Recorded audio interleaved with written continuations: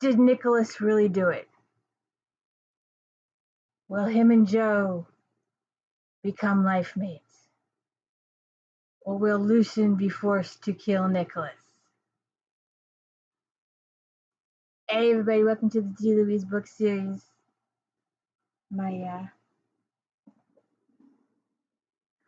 co-host is over here. Sorry you can't see him right now. We'll get to it in a minute. We're doing the Argeneaus, and we've done, this is the core group. This is the group that starts it all. This is the group that starts it all. This is your first group, and we've done these in previous videos, so please go check out my previous videos for these. Then we start the new group, and the new group starts with the Rogue Hunter. Now, there's been some serial killing up in the mountains. So Derek and Justin and Mortimer go up to the cabins to find out who the rogue is. And while they are there, they meet the three sisters, and one of them is Samantha William, and she turns out to be Garrett's life mate. In the meantime, they're looking for the rogue vampires. If you haven't been through one of my previous videos, I've talked about how this series, like Carolyn Sparks' Stakes series, that there's good vampires and bad vampires. The good vampires drink from bags, and the bad ones drink from the neck.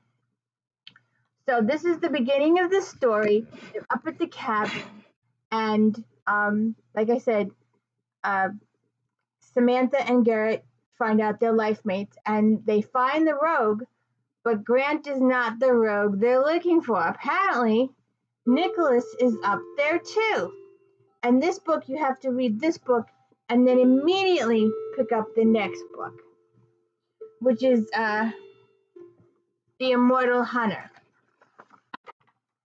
And The Immortal Hunter starts off exactly where the Rogue Hunter left off. I really feel that it was unfair, except like when the books first came out, it was unfair because it just left you hanging. It was a cliffhanger. So, but nowadays you can buy both books and read them together, and I suggest you do that because this book, the first chapter of this book, I totally believe should have been the last chapter of this book. And in this book, they discover that Grant isn't the rogue they're looking for. They're looking for another rogue vampire, Nicholas Argeneau, they've been looking for him for over 50 years. And then they discover there's yet another set of rogue vampires out there, Leononis's descendants, and they're no-fangers. So then, they had kidnapped Daniel and her sister Stephanie. So they get them back at the end, but they still don't have one of the Leonosis kids, and they still don't have Nicholas. And the Renegade Hunter, which is today's book, is Nicholas's book.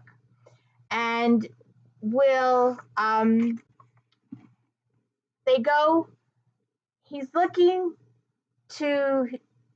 is on the trail of Leonos's kid, and he's tracing Leonos's kid, and he follows him, and he actually goes to the Lucian's new vampire compound where they have a little jail set up for renegade vampires. And Nicholas traces Ernie there, the bad vampire, the son of Lioness. And Joe is up there because Sam is trying to match her up and see if she's a life mate for any of the vampires come in. And they all keep looking at her strange, and she wonders why they're looking at her strange, and she's like, "This is giving me a headache, I'm going outside." She goes outside, and she meets Nicholas, her life mate, right? But Nicholas is wanted for a murder that he may or may not have committed, and she has to find out that he's a vampire. She has to go through all the nanos and the Atlantis bit, so we have to figure out if she will accept him, and we have to find out if Ernie gets there first, because he might get there first. Does he change her like he did Danielle and Steffi from the last book, or will Nicholas get there in time? And if he gets there in time, will Mortimer, Decker, and Lucian and all them put Nicholas down because they suspect him of the murder? So you will have to read the book to find out if what happens. Because at this point, Jo, when they're in the middle of their lovemaking and there's lots of steamy in here, she figures out, because she asks Nicholas why they are after him, why they want to put him down, and he explains it, and she goes, don't you get it? Because she just went through it, so it's fresh in her mind about the memory erasing thing. And she goes, don't you get it? You remember going from A to B, and then you woke up at D. You have no memory of C. That means you didn't do it, Nicholas.